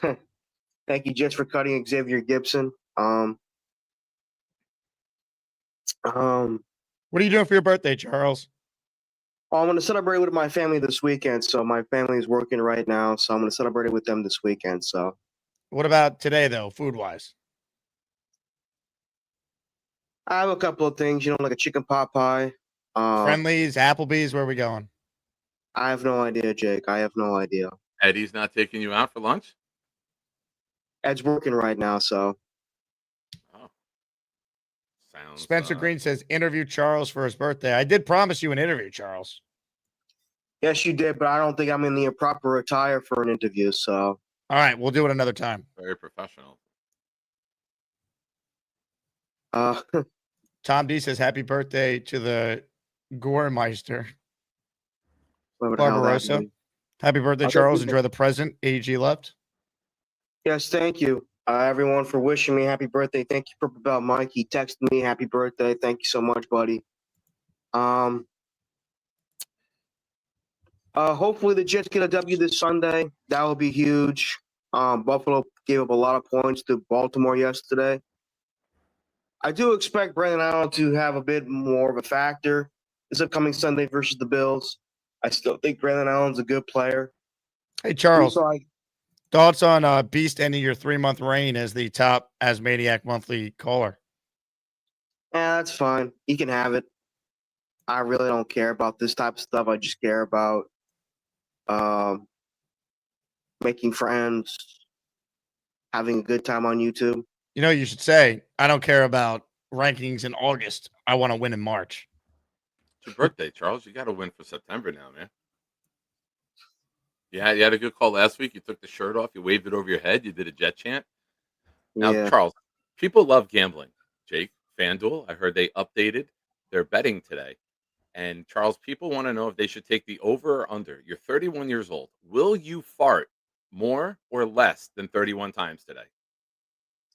I haven't farted yet, so. All right. You got a lot of work to do. But with your diet, I expect you to have a tremendous outpour. There's an avalanche coming, folks. Yeah, there's a lot of time to make up. I'm going to say Keep the it count under. throughout the day and let us know the final count, all right? I'm going to say the under. Charles, I'm gonna send you a Venmo so you could have some food on me for your birthday. Oh, stop it, Jake. You don't have to. Why? I want to give you a birthday present. All right. Thank All you. I right. appreciate it. Charles he gave up so quick on that. That was a tough sell. Yeah. And I don't want people shout to out accuse you, me of to you, being- Jake. I know a for lot of people purchasing- call me a bum.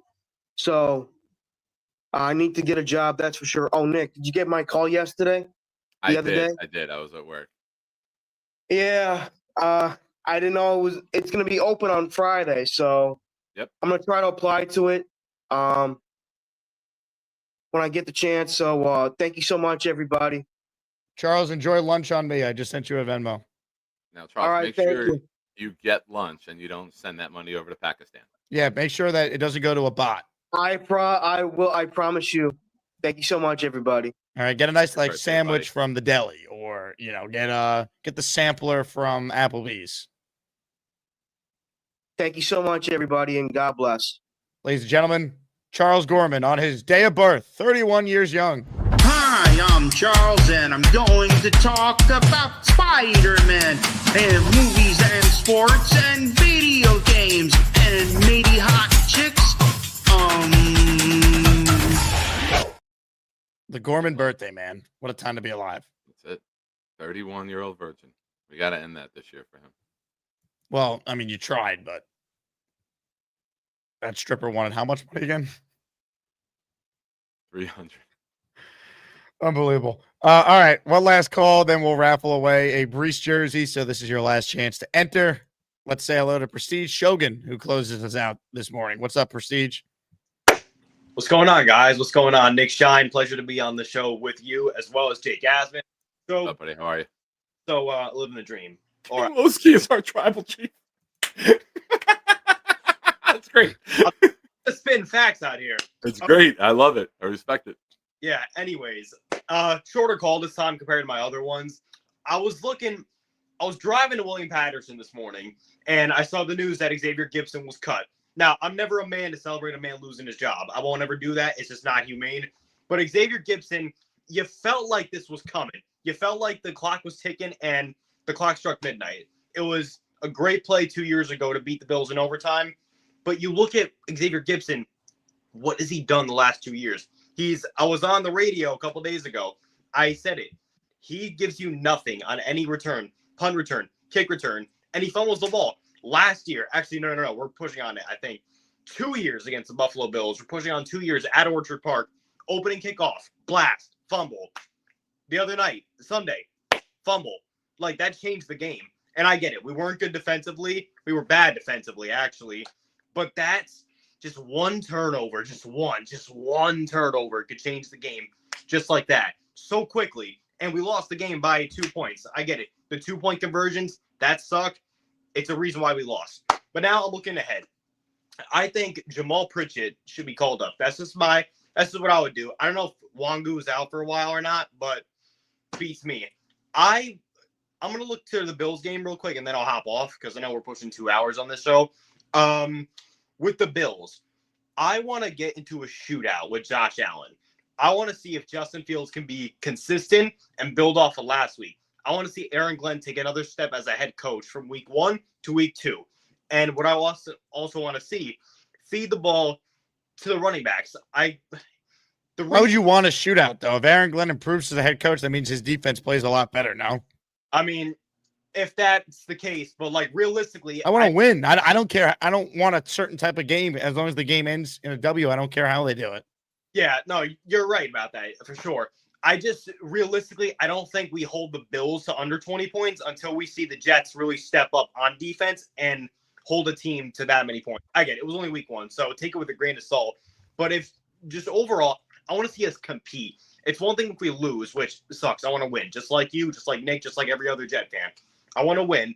But if we compete, there's a reason for us to keep watching. We competed with the Steelers. Hell, we should have beaten the Steelers. But there's a reason for optimism this Sunday. And this is why I'm coming on here, and I'm just going to put it out there right now. I think we're going to take the Bills to the limit, and I'm going to be optimistic for once. Actually, I'm pretty optimistic in general, but you get the picture. I'm actually going to pick us to beat the Buffalo Bills, and I think it's going to be a 1-score game. I'll eat my bowl of crow. I will come on here and eat my bowl of crow if I'm wrong. But with that being said, I'm just looking forward to this season, and I hope it's something consistent we can build off of. So that's about all I got. I just got home from school. Probably going to knock out for a few hours. Jake, Nick, thanks. You get the fuck out. A lot of energy from Prestige there, Nick Shine. I thought he was doing a cheer routine. On one, ready? Good energy. Good energy. I don't necessarily agree with all the takes. You know, I'm never going to pick the Jets to lose. That's just me. That's how I am. I'm never going to pick the Jets to lose. I picked them to lose last week. I will be picking them to lose this week. All right. I'm going to go with we flip the script this week. We get it right. 27-26, 1-point victory. Sign me up for that.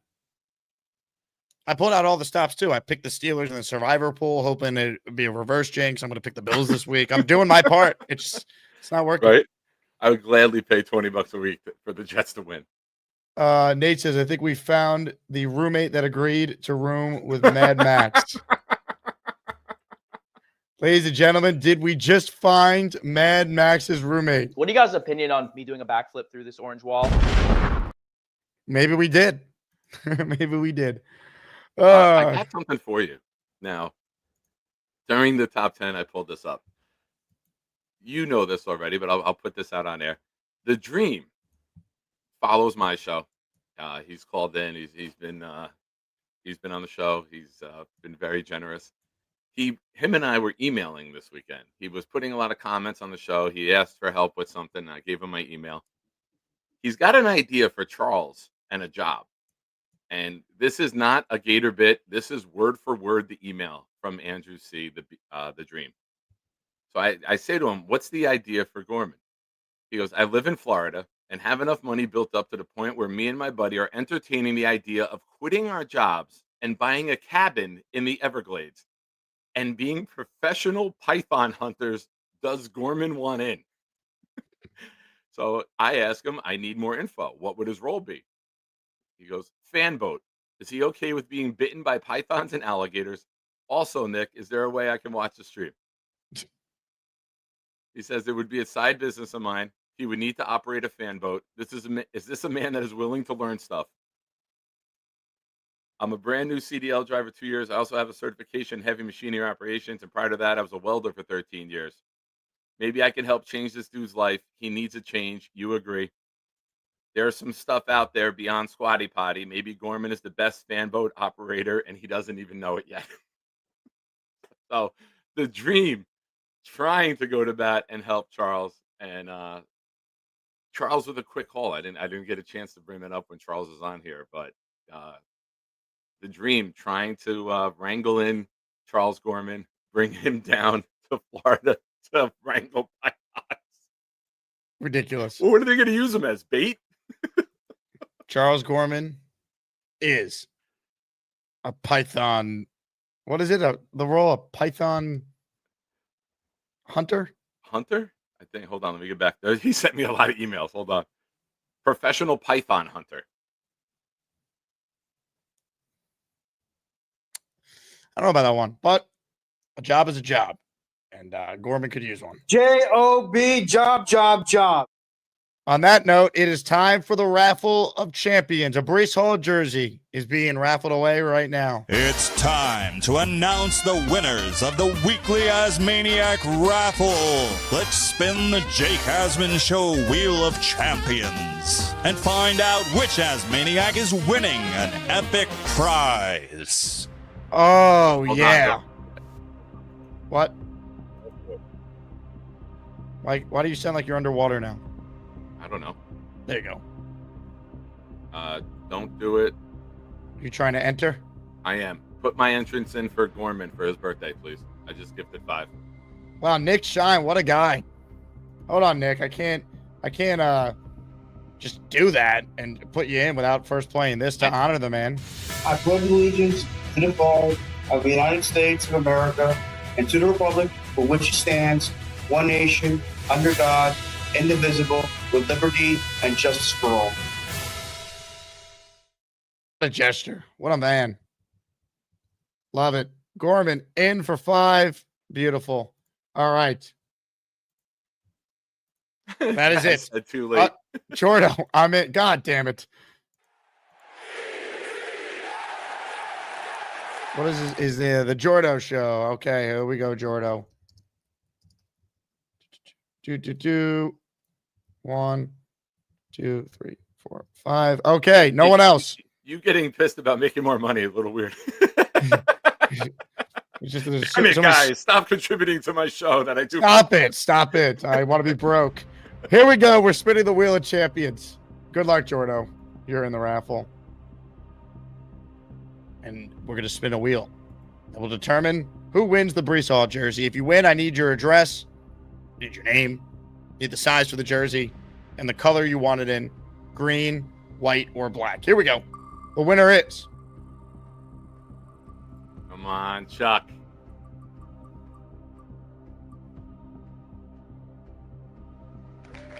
Spencer Green. Well deserved.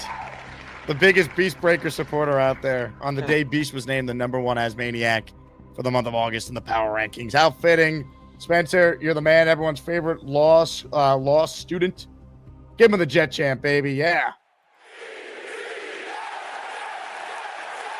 Love it. Love it. So you know, now that I lost, I'm going to put in a Venmo request from Charles to have that money that you sent. I was only doing that if he won, so now I got to put in a request. Incredible. Nick Shine Show, YouTube channel. Plug it, and we'll get out of here.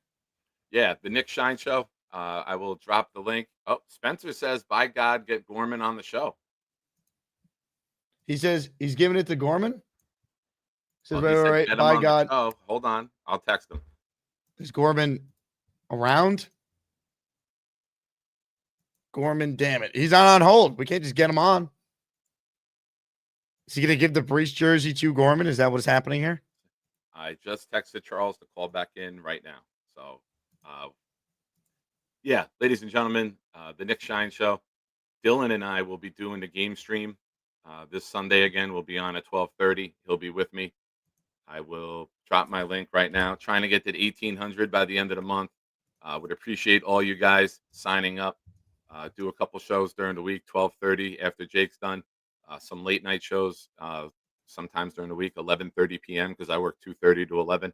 So, but we'll be on Sunday, 12:30 as we defeat the Bills by 1 point. So make sure to join us. I want Gorman to take his shirt off, say, elect the kick-ass Jets, and I want him to have it. If he calls in, give it to Gorman. Oh, I like it. Is Gorman going to call in, or should I save this for the afternoon show? I texted him He could be playing video games. We're never going to hear from him. Also, when you have Charles saved in your phone with the show me your butthole hat. Spencer says if he misses calling in, I'll take it. Give him to the afternoon show. We'll get him on the line for you, Spencer. What's he doing? He's fine. Well, we know what he could be doing. Celebrating his birthday. Having a tuggerific morning. If Gorman misses it, don't worry. I will love to have it, but it's Gorman's birthday. Aaron Glenn's watching the show. He says it had to be done. Thank you, AG. Yeah. Bino says holy accountability. I'm not used to the team holding guys accountable. Bye, Gibson. No luck with Charles. Well, unless Spencer Green changes his mind, that jersey belongs to him, and Charles Gorman will not be getting it. Nick, God bless you. God bless the New York Jets. Xavier Gipson, see you later. And hopefully the Jets go out there and they win a game on Sunday. Yeah, I just dropped my link. I don't know if I did that earlier when we were trying to do the Charles thing. But ladies and gentlemen, I dropped my link. If you wouldn't mind, go over, support the channel, support the show. Also, if I could, Jake, for a second, today, 2.5 years sober. It's not just Charles's birthday. So I know a lot of people out there struggle. Nobody gives a shit. I'm just kidding. I'm just kidding. That's awesome, man. Congratulations. Fucking that was a great time drop there. You got to admit. I know a lot of people out there struggle. If you're one of those people and you don't know the steps to take or the path to get on, feel free to reach out to me. And I promise you, I will go above and beyond to do my best to help you and give you all the advice and mentoring and assistance that you may need. But well said. That Rich Eisen and me, I'm in great company with that. Yeah, I mean, you should be honored I played that one because there were a lot of options. I could have went with this one. Nobody gives a shit. Yeah. On that note, well done. He's Nick Shine. My name is Jake Asman. Congrats to Spencer on winning the jersey. Thanks to everyone who tuned in. Thanks to Boom and Gator for the power ranking videos. You guys are awesome. We're back this afternoon. Jeff Parles joins us at 4 p.m. Eastern in his weekly spot. So I'm certainly looking forward to that. I'll talk to you guys soon. JETS, Jets, Jets, Jets. Joining us right now is a new member of the ESPN family. He's also an Nobody gives a shit. Hold on. I'm having some glitches here, Rich. Oh, that was great. That was perfect. Nobody gives a shit.